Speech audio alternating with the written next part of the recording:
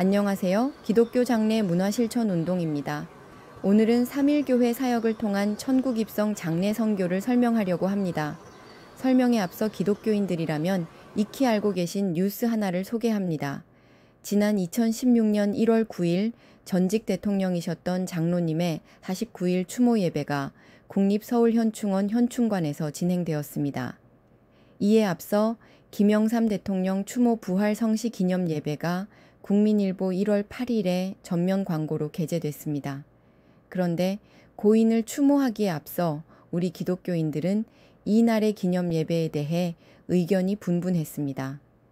김영삼 장로의 추모 기념 예배가 소천 49일째 되는 날 진행된다는 점에서 마치 불교의 49제를 연상하기 때문입니다.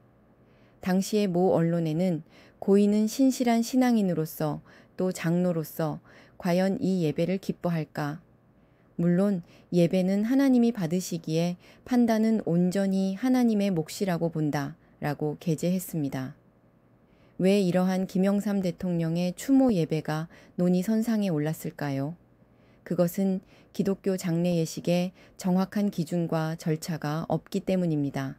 기독교는 대한민국의 전통과 문화, 관습과 토착 종교 등과 충돌과 융화를 거듭하면서 토착화 과정을 겪었습니다. 이런 과정을 통해 복음이 뿌리내리기도 했지만 한편으로는 기독교의 기본 교리가 훼손되기도 했습니다. 그러나 아직까지도 대한민국에서 기독교의 정신과 충돌하고 있는 것은 효를 바탕으로 하는 조상 숭배 사상입니다. 제사와 장례 문화는 140년의 한국 개신교 역사 가운데 여전히 정리되지 않은 숙제입니다. 장례는 오랜 전통과 민족의 특수한 정신을 품고 있는 문화이기 때문입니다. 천주교에서는 한국에서 제2차 바티칸 공의회의 전례 정신을 반영해 상장 예식을 담은 천주 성교 예규를 만들어 효의 전통을 풍요롭게 드러내고 장례 예식을 일상 기도로 승화시킨 연도를 통해 기도가 하나의 문화로 자리 잡게 했다고 전하고 있습니다. 심지어 장례 관련 봉사단, 연령회를 조직해 장례식 현장을 복음을 전하는 현장이며 돌봄의 현장으로 나아가 선교의 현장으로 끌어올렸습니다. 그렇다면 우리 기독교 장례식은 어떠할까요?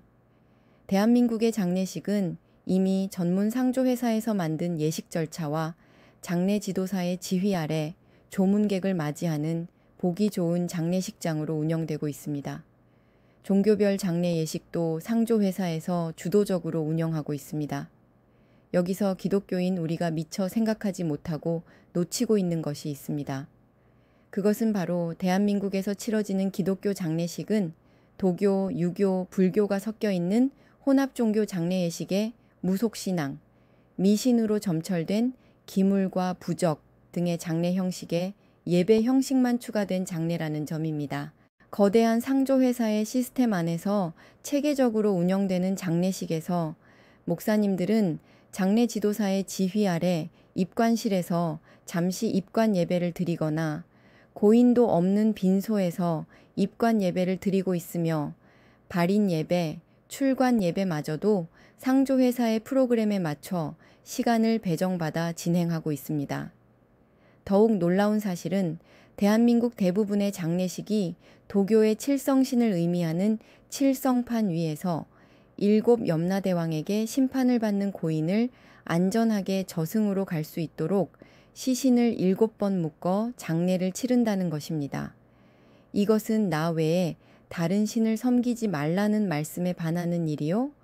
평생 하나님의 자녀로 살아온 한 성도가 죽음 앞에서 칠성신을 모시는 일이 되는 것입니다. 이 밖에도 우리의 장례식은 죽은 사람이 머문다는 혼백함, 죽은 사람의 혼을 대신하는 위패, 불교의 공양과 육법 공양에서 나온 불교 예식으로 사용되는 향과 초, 저승길 가는 지도라는 다란이경, 애군을 물리치고 귀신을 막는다는 영정, 보이지 않는 신에게 드리는 비단 선물인 패백, 고인의 혼이 무사히 명부에 이르도록 비는 부적인 운하, 귀신을 물리치고 복을 주는 샤머니즘에서 유래한 오낭, 고인의 영혼이 저승으로 갈 때 땀을 닦는 땀수건인 보공 등 무속신앙과 미신, 그리고 타 종교에서 기인된 기물과 부적으로 얼룩진 혼합종교 장례식입니다. 앞에서 전해드렸던 지난 2016년 1월 9일 전직 대통령이셨던 장로님의 49일 추모 기념 예배가 문제가 된 이유가 바로 여기 있습니다. 장사를 지낸 뒤 방황하는 영혼을 안정시키는 제사인 초우제, 제우제, 사무제, 사람이 죽은 날로부터 매 7일째마다 7회에 걸쳐 49일 동안 개최하는 49제는 그야말로 타 종교의 의식입니다. 심지어 사무제를 사무예배로 드리고 49제를 제사를 의미하지 않는 49제로 바꾸어 추모 예배까지 진행하며 유교에서 지내는 100일상을 기념하며 예배를 드리고 있는 현실입니다. 고 김영삼 대통령의 소천 49일째 되는 날의 추모 기념 예배가 바로 그것입니다. 제사를 의미하는 49제를 집제자를 쓰는 49제로 단어만 바꾸었을 뿐 49일 의미를 결코 이해하지 못하고 기독교식으로 토착화했다는 것은 안타까운 일입니다. 오히려 49제는 도교와 불교에서 49제와 불교의 49제는 다르다고 밝히며 자신들의 장례 예식과 장례 문화를 더욱 공고히 하기 위해 노력하고 있습니다. 불교에서 집제자를 쓰는 49제는 윤회 사상을 바탕으로 하는 극락광생 기원을 의미하는 상례 의식이며 제사 제자를 사용하는 도교에서는 출생시 결합된 혼백의 떠남을 슬퍼하는 상례 의식입니다. 그렇다면 기독교인은 무슨 의미로 49 추모 예배를 지내는 것인가요? 몰라서 행하였다면 이제부터라도 결단코 바꾸어야 합니다. 기독교 장례 예식 바꾸고 올바르게 재정립해야 합니다. 기독교의 각 교단에는 상장례 예식서가 있습니다. 이제 그 예식서를 꺼내 대한민국 기독교인들을 위한 올바른 장례 예식을 구축해야 합니다. 그리스도인이라면 천국 입성을 위해 상장례의 마지막까지 성경에 입각해서 진행하기를 소망합니다. 이를 위해 대한민국의 기독교 장례 문화를 성경적 기반 위에서 보존하고 확산시키고 기독교의 핵심 가치를 사회에 실천하며 선교적 역할을 확대하기 위해 기독교 장례 문화 실천 운동이 시작합니다. 우리의 목표는 성경적인 정체성이 부족한 현 상황을 타개하고 성경적 원칙에 입각한 기독교적 장례 예식을 실천하는 것입니다.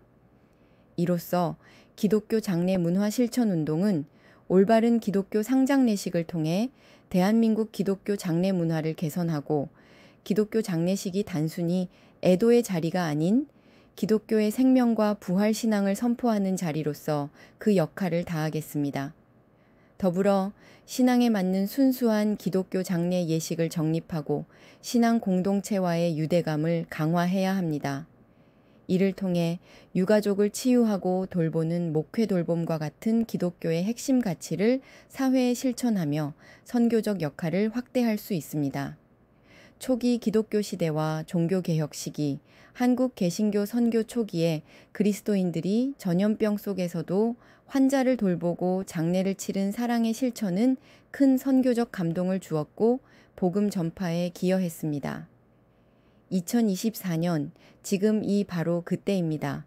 우리는 기독교 장례 문화를 통해 부활의 소망과 희망을 전하고 이를 통해 선교적 역할을 수행하며 사회적으로 기독교의 긍정적인 이미지를 제고하고자 합니다. 나아가 기독교 장례식을 통해 가족과 지역사회가 위로받고 기독교의 사랑이 널리 퍼지기를 기대합니다. 기독교 장례 문화 실천 운동은 기독교적 장례 예식을 통해 신앙의 본질을 지키고 교회 공동체와의 연대를 강화하며 기독교 장례 문화를 발전시키는 데 기여할 것입니다. 감사합니다.